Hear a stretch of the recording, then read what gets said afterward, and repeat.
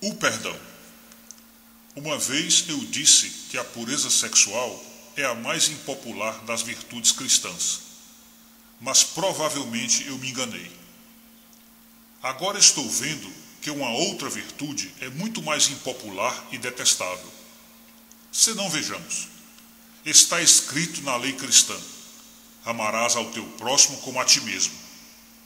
Ora, em que isto pode ser detestável? Vamos esclarecer melhor as coisas. O que acontece é que, na moral cristã, a expressão o teu próximo também inclui o teu inimigo. Aqui está o nó cego da questão. Nós nos revoltamos contra esse terrível dever de perdoar os nossos inimigos.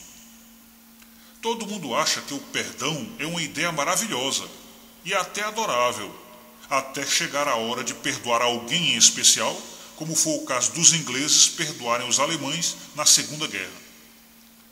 E então, assim sendo, basta que mencionemos o assunto para sermos recebidos com rugidos de ira e antipatia. E veja bem, não é que as pessoas julguem esta virtude inatingível ou difícil, é que a julgam odiosa e desprezível. As pessoas dizem: esta conversa me enoja, vamos mudar de assunto. E a partir daqui, muitos estarão pensando a meu respeito: isto é um abuso. Como você se sentiria perdoando a Gestapo se fosse um polonês ou um judeu? Respondo: eu também gostaria de saber, e muito. Assim como quando o cristianismo diz que não se deve negar a fé nem para se livrar da morte por tortura, eu gostaria muito de saber o que eu faria se estivesse nessa situação. Minha intenção aqui não é dizer o que eu faria, e pode apostar que quase nada faço. Na verdade, só estou procurando dizer o que é o cristianismo. Lembre, eu não o inventei, mas, bem no centro dele, lá no Pai Nosso que nós rezamos todo dia, encontramos a expressão: perdoa-nos as nossas ofensas, assim como nós perdoamos a quem nos tem ofendido. Ora, ali não há a menor menção de que o perdão seja oferecido noutros termos. Está perfeitamente claro que, se não perdoarmos, não seremos perdoados. Não há dois caminhos a seguir. Estamos ferrados na declaração de Jesus. Logo, o que devemos fazer? Há duas coisas que podemos fazer. Vou dar um exemplo. Quando começamos a estudar a matemática, não iniciamos com cálculo integral, mas com uma simples conta de somar. Do mesmo modo, se desejarmos realmente aprender a perdoar, mas tudo depende de uma boa vontade bem firme, é melhor começarmos a perdoar algo mais fácil do que Adolf Hitler.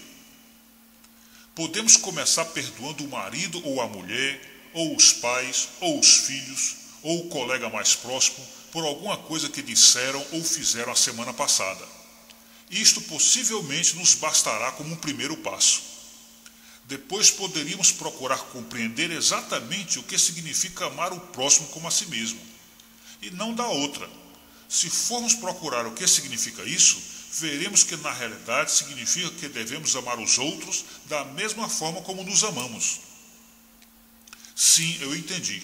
Mas como é exatamente que eu me amo a mim mesmo? Agora que começo a pensar no assunto, vejo que o que sinto por mim não é bem um sentimento de predileção ou afeição fanática. Pelo contrário, vejo até que nem sempre eu aprecio a minha própria companhia. Às vezes, de fato, eu nem queria estar no meu corpo, naqueles dias em que acordo sem querer ver o meu rosto no espelho. Assim, é claro que amar o próximo não significa ter predileção por ele ou achá-lo atraente.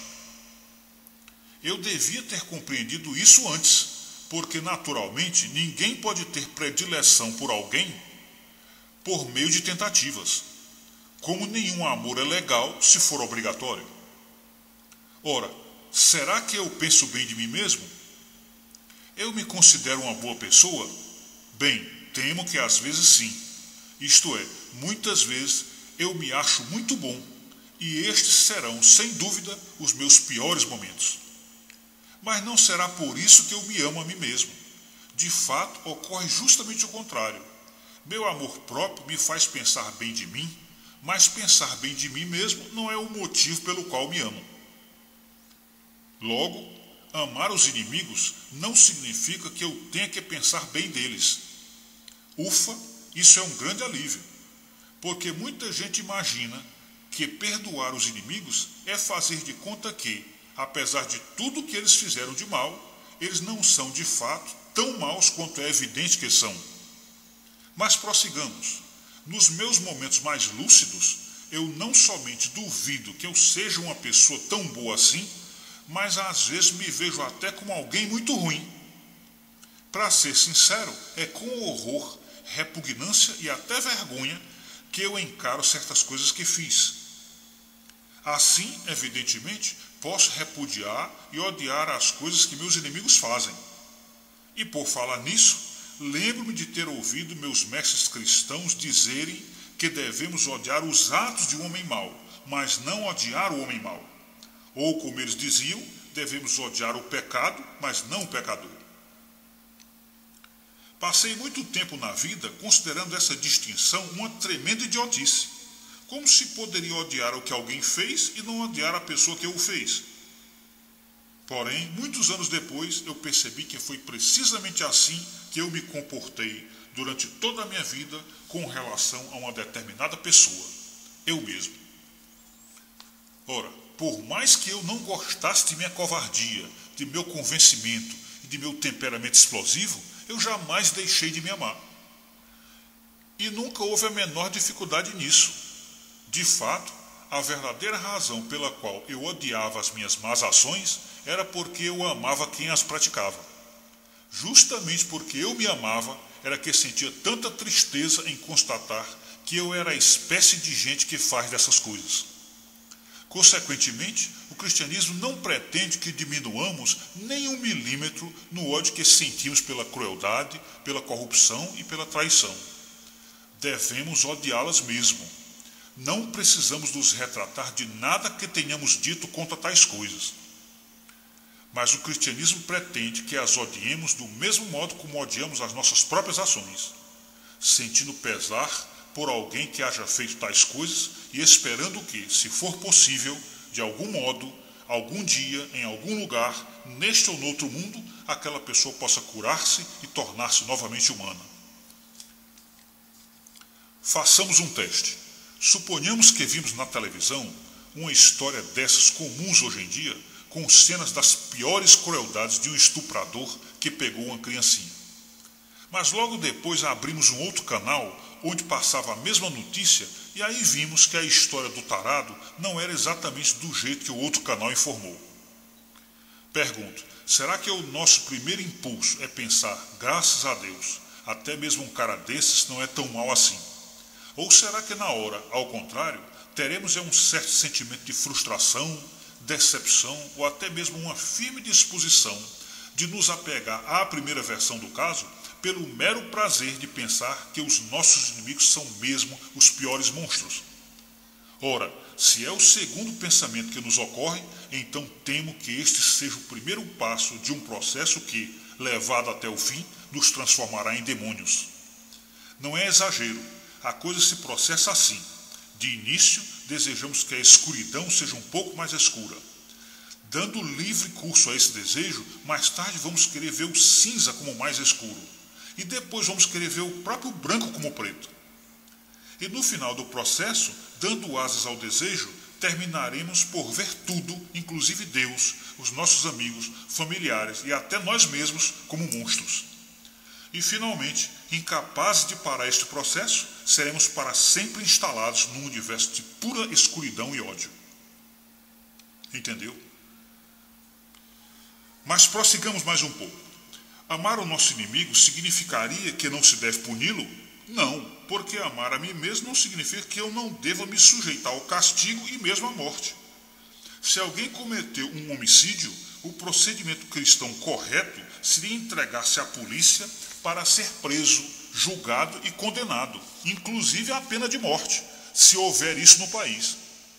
É, portanto, 100% correto o procedimento de um juiz cristão ao sentenciar um homem à pena máxima, ou um soldado cristão matar um inimigo numa guerra. Não adianta citar o texto que diz não matarás. Há duas palavras gregas na Bíblia, a palavra comum matar e a palavra assassinar. E quando Cristo cita aquele mandamento, ele emprega a palavra assassinar nos 3 relatos, em Mateus, em Marcos e em Lucas. E segundo fui informado, há a mesma distinção no hebraico. E é lógico, veja, nem toda ação de matar é um assassinato, assim como nem toda relação sexual é um adultério. Quando os soldados foram falar com João Batista para perguntar o que deviam fazer, ele não deixou transparecer, nem por um segundo, que eles deveriam deixar o exército e largar as armas.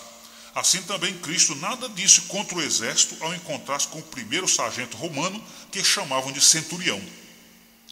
E há ainda a estranha passagem de Lucas, onde o próprio Jesus pede aos apóstolos para levarem espadas. Sim, a guerra é uma coisa terrível e eu respeito um pacifista sincero, embora ache que ele está completamente enganado. O que eu não posso aceitar é essa espécie de semipacifismo de hoje em dia, que dá a ideia de que, embora se deva lutar, deve-se fazê-lo com desgosto e com a cara amarrada. É esse sentimento que rouba de muitos excelentes jovens cristãos lá no serviço militar algo a que eles têm todo o direito, algo que é o acompanhamento natural da coragem, uma certa jovialidade e resolução. Mas alguém pode dizer, se é permitido condenar as ações de um inimigo, puni-lo e até mesmo matá-lo, existiria qualquer diferença entre a moral cristã e a mundana? Sim, e a diferença é enorme. Lembre que para os cristãos o homem vive para sempre. Portanto, o que realmente importa são aquelas pequenas marcas ou manchas na parte central profunda da alma que a transformam, com o correr do tempo, numa criatura celeste ou infernal. Todos nós estamos recebendo estas marcas ou deformações o tempo todo. Logo, podemos matar, se for absolutamente necessário, mas jamais odiemos e nem tenhamos prazer no ódio. Também podemos punir, quando preciso, mas não o façamos com prazer. Em outras palavras, algo dentro de nós, o ressentimento, o sentimento de vingança, devem ser totalmente aniquilados. Não quero dizer que se possa resolver para já, nunca mais ter esse sentimento. Não é assim que essas coisas acontecem. Quero dizer que toda vez que esse sentimento aparecer, dia após dia, ano após ano, durante toda a nossa vida, devemos feri-lo na cabeça como se matam as cobras. É uma tarefa trabalhosa, mas não é impossível. Mesmo que tenhamos que matar ou punir, tais atos devem ser feitos sentindo pelo inimigo aquilo que sentiríamos por nós mesmos. Isto é, desejar que ele não fosse mal, esperar que ele possa, neste mundo ou no outro, ser curado. Desejar, de fato, o seu bem. É isso que significa amar na Bíblia, a saber, desejar o bem do próximo e não necessariamente sentir uma grande simpatia por ele, ou dizer que ele é uma pessoa amável, quando na verdade não é. Sim, admito que isso significa ter que amar pessoas que nada têm de amáveis em si mesmas. Mas então, será que alguém possui algo de amável em si mesmo? Ora, nós amamos a nós mesmos simplesmente porque somos nós. Deus quer que amemos todas as pessoas do mesmo modo e pela mesma razão. E veja, Ele nos deu o problema já resolvido em nosso próprio caso para nos mostrar como é que se resolve. Devemos então prosseguir e aplicar a regra a todas as outras pessoas. Talvez isso fique mais fácil se nos lembrarmos de que é assim que Ele nos ama. Não pelas boas e atraentes qualidades que imaginamos ter, mas só porque somos criações dEle como o único bem que temos. Ou só porque temos uma alma que, restaurada, pode dar a Deus o prazer de receber um amor livre e espontâneo, que é o único amor pelo qual vale a pena lutar. Porque, na verdade, nada mais há em nós para ser amado. Somos, com efeito, criaturas que acham tanto prazer no ódio que para o renunciar é o mesmo que deixar de beber ou fumar. C.S. Lewis.